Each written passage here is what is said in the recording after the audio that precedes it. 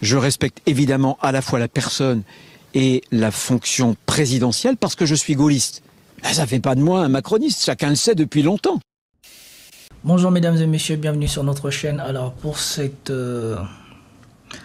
live, nous allons consulter 3 vidéos. Une sur l'actualité de l'Ukraine, une sur l'actualité de la France et une sur l'actualité de la République démocratique du Congo.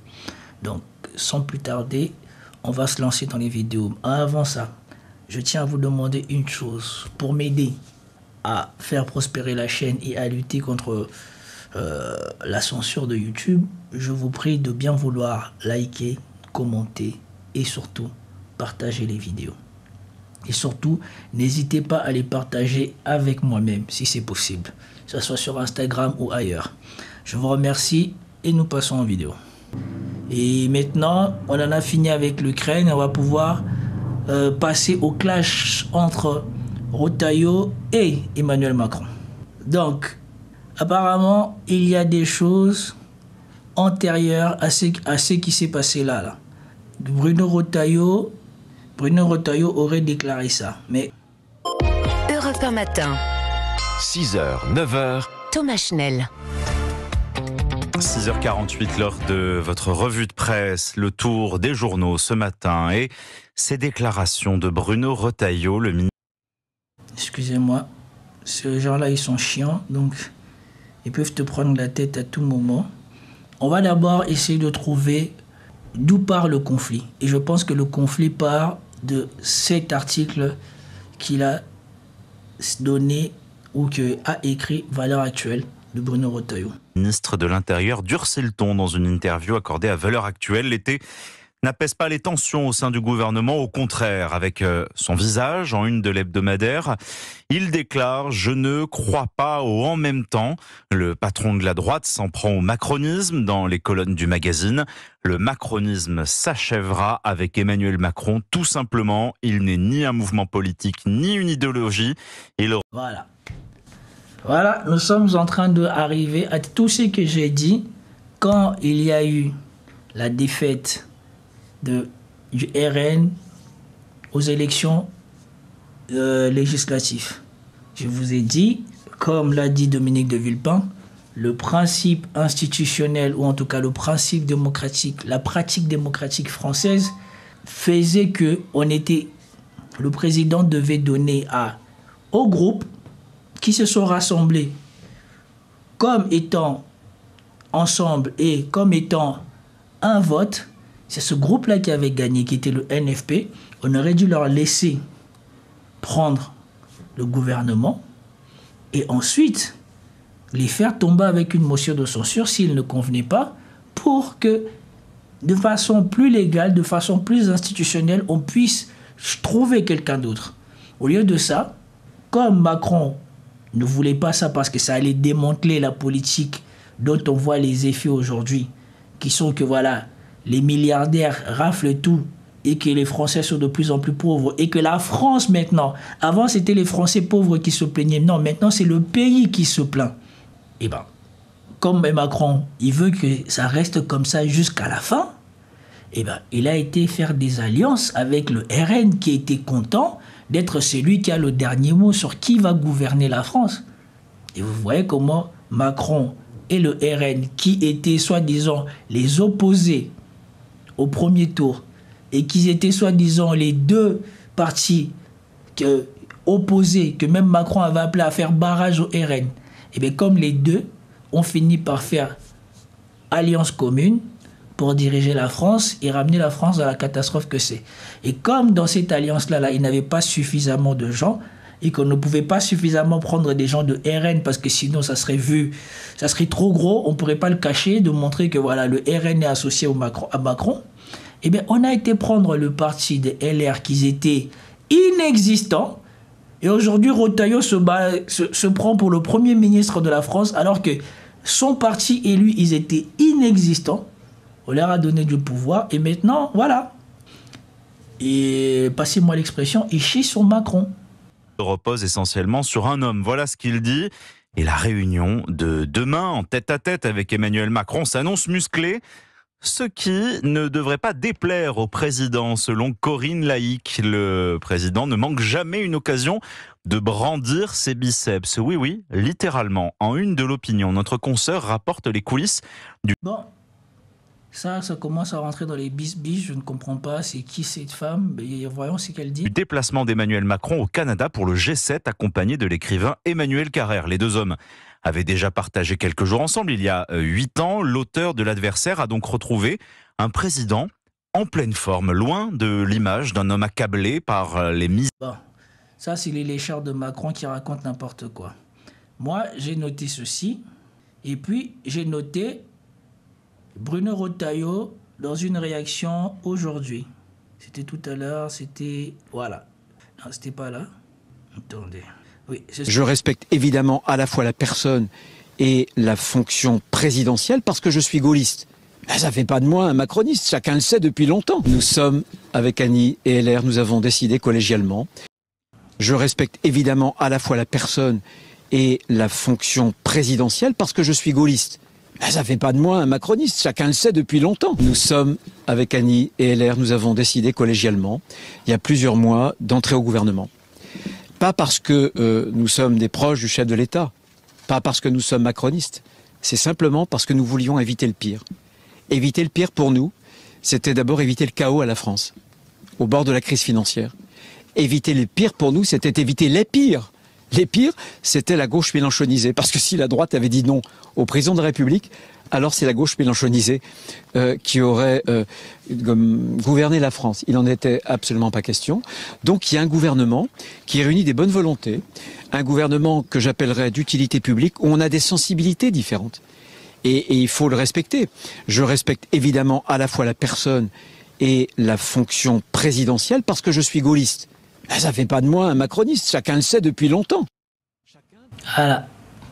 La fin de Macron, ce n'est que le début. Ça va s'empirer. Parce que plus ça passe, plus il n'aura plus aucune utilité, plus personne, sachant que de toute manière c'est sa fin, ne trouvera aucun intérêt à dire quelque chose de positif sur celui-là. Et donc, j'aimerais ici qu'on revienne sur les quelques commentaires que j'ai attendus par rapport à cet incident. Et après, nous reviendrons sur ce que dit Bruno Retailleau lui-même. Alors, on commence ici. View à l'hebdomadaire. Le macronisme s'achèvera avec Emmanuel Macron. Dans une interview à l'hebdomadaire Valeurs Actuelles, Bruno Retailleau jette un pavé dans la mare. Le ministre de l'Intérieur prend ses distances avec le chef de l'État et prédit la fin de son mouvement politique qu'il accuse d'alimenter l'impuissance. Le macronisme s'achèvera avec Emmanuel Macron, tout simplement parce que le macronisme n'est ni un mouvement politique, ni une idéologie. Il repose essentiellement sur un homme. Je ne crois pas au « en même temps », car il alimente l'impuissance. Mais alors, que fait Bruno Retailleau dans un gouvernement nommé par Emmanuel Macron? Le ministre de l'Intérieur explique qu'il n'a pas rejoint l'équipe gouvernementale par adhésion, mais animé par l'intérêt général et son refus de la gauche mélenchonisée au pouvoir. Le patron des Républicains s'est sans surprise attiré les foudres du camp présidentiel. Bruno Retailleau, le macronisme est une idéologie et un parti politique.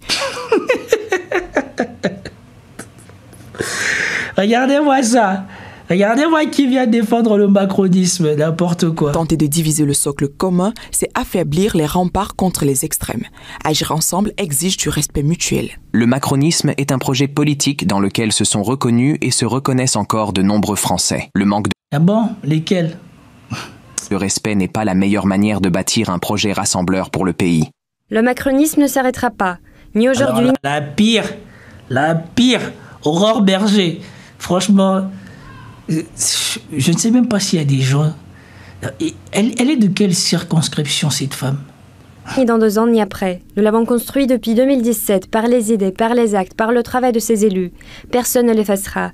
Et il nous appartient de le porter et revendiquer avec renaissance. Après les déclarations de Bruno Retailleau sur la fin du macronisme, Emmanuel Macron et le ministre de l'Intérieur auraient eu ce mercredi matin en Conseil des ministres un échange glacial. Le locataire de l'Élysée lui aurait en effet demandé des comptes sur la situation sécuritaire dans plusieurs villes de France en proie à à des violences urbaines. C'est le cas par exemple à Béziers, Limoges ou encore Marseille. Le patron des Républicains est sans nul doute déjà dirigé vers 2027 et la prochaine élection présidentielle. Peut-être espère-t-il convaincre les Français qu'il est le plus à même d'être nommé à l'Élysée. D'où cette prise de distance ces derniers mois avec le chef de l'État et son mouvement que beaucoup estiment ici être responsable de la déroute du pays. Moi, je suis impatient de voir les résultats de Bruno Retailleau à l'élection présidentielle. Je pense qu'il va se prendre une claque comme l'autre léchard là, d'Emmanuel Macron qui a fini ministre en plus. Je crois qu'il est ministre de la sécurité. Je sais plus qu'il est ministre de quoi. Comment il s'appelait déjà là, celui qui était Manuel Valls. Voilà. Il va finir comme Manuel Valls. Mais ici, il y a une réponse par rapport à la critique de Bruno Retailleau qui m'a semblé juste et que j'aimerais partager avec vous avant de revenir sur les propres propos de Retailleau. C'est ce monsieur, je ne sais plus, c'est un politicien ou un analyste politique. Derrière le macronisme, ça représente en même temps, ça incarne uniquement un homme, c'est-à-dire Emmanuel Macron, et il n'y a pas une équipe capable de reprendre cette politique, de toute façon, parce que le en même temps a fragilisé notre pays au sein, dans le domaine intérieur comme extérieur, parce qu'on est incapable aujourd'hui, amateurs ou experts en politique française, de définir ce que c'est que le macronisme en même temps, si ce n'est de dire que c'est Emmanuel Macron. D'ailleurs, les Français ont hâte que ce mandat se termine et qu'on tourne la page au macronisme parce que la politique du en même temps n'est pas compatible avec la France. Pourquoi ? Parce que la France a besoin d'une idée claire, précise. Les Français ont besoin d'une ambition capable de tous nous réunir avec un esprit de concorde. Et utiliser du en même temps dans la politique en France, ça a ramené que du chaos, du désordre. Et aujourd'hui, la société française, malheureusement, peut-être aussi à cause de la politique d'Emmanuel Macron, on est plus côte à côte, mais nous sommes face à face. Quand le Premier ministre... Il reprend beaucoup des éléments de langage de la droite. C'est l'ancien maire de Lyon qui avait pondu ce truc-là. On n'est plus côte à côte, on n'est plus côte à côte, on est face à face. N'est pas capable de recadrer son ministre de l'Intérieur, c'est au président de la République de le faire, même s'il y a eu une dissolution et que Emmanuel Macron n'a plus la majorité au sein de l'Assemblée et n'est plus responsable du gouvernement. Bruno Retailleau a très bien compris cela et il sait pertinemment qu'il a une carte à jouer pour la présidentielle, donc c'est pour ça qu'il tape fort, notamment sur le président de la République, parce que 2027 arrive très vite et c'est le moyen aussi d'exister dans un gouvernement qui est mou et qui n'a pas proposé autre chose depuis l'arrivée au gouvernement. Voilà, donc vous avez ici tous les éléments pour apprécier ce micmac qui est en France, mais pour moi, ce micmac qui est en France n'est que la conséquence de ce que les gens ont refusé de voir comme Macron. Il a salué les institutions françaises. Sous la Macronie, on a fait des choses que dans l'institution française, on n'avait jamais vu avant. Dans la pratique institutionnelle française, on n'avait jamais vu avant. Ce type a tué l'équilibre de pouvoir. Et aujourd'hui, on ne fait que payer la facture. S'il y a un tel rejet de sa personne, de sa politique, de son idéologie, c'est bien parce que, à la fin, ça n'a profité à aucun Français. En même temps, ça consistait à je vais donner le plus de garanties possible à ceux qui m'ont mis au pouvoir et en même temps, je vais faire semblant de donner des miettes aux autres. Mais à la fin, on est dans son deuxième mandat et on est à mi-mandat presque. On voit bien que là, les effets de tout ce qu'il avait mis en place ont été faits et sont arrivés à leur maturité. L'argent, les milliards qu'il a passé son temps à donner aux entreprises du 440, aux grands patrons, les avantages fiscaux, tout ce qu'il a mis en place ont produit leurs effets. Le pays a moins d'argent, les gens aisés n'ont jamais été aussi bien, ils ont multiplié leur fortune parce qu'ils ont bien compris quand Macron est arrivé au pouvoir qu'il fallait sortir de l'immobilier et de tous les autres anciens niches ou que les épargnes que les Français faisaient et de se mettre au max dans les actions. Si vous regardez pendant la présidence de Macron, les actions françaises, les plus grandes entreprises cotées du 440 comment ils ont pris le feu. Et donc ces gens-là ont fait des bénéfices comme c'est pas permis. Et maintenant que le pays est ruiné, on dit aux plus pauvres qui représentent une plus grosse masse, donnez tous. Comme ça, au moins, on pourra s'en sortir. Et on ne reprend toujours pas ce qu'on a donné aux autres. Et pendant ce temps-là, on vous divertit avec des bêtises comme ça. Un ministre de l'Intérieur qui vient qui ne vient que diviser les Français et qui pense qu'il rassemble les Français. Je pense que lui, c'est celui qui va avoir la meilleure surprise à la fin. Mais ça, c'est la conséquence de ce qui va nous emmener dans notre 3e vidéo, qui est exactement ce qui se passe au Congo. On a fermé les yeux sur tout ce qui se passait avant d'arriver aux accords de paix. Et maintenant, on arrive aux accords de paix, on se rend compte que toutes les concessions, toutes les choses sur lesquelles on a fermé les yeux sont en train de nous rattraper. Et c'est exactement ce qui est en train de rattraper la France. Là, le ministre de l'Intérieur, il est en train de chier sur le président parce qu'il sait que le président ne vaut plus rien et le président n'a pas de résultat. Les Français ne veulent pas de lui. Et donc, moi, c'était important pour moi de revenir sur ça parce que ça fait longtemps que je n'ai pas touché à la politique française, ou en tout cas que je ne me suis pas attardé dessus. Maintenant que la politique ou la géopolitique semble s'apaiser, semble un peu redescendre ou s'apaiser, même si ça s'apaise par défaut parce que ce qui se passe à Gaza continue toujours, et il y a même des remous en Syrie et en Iran, mais ça semble moins important que quand on était à l'apogée d'avoir la guerre des 12 jours qui viennent de s'écouler. Donc, je vous remercie tous, je vous dis à plus tard. Peace out.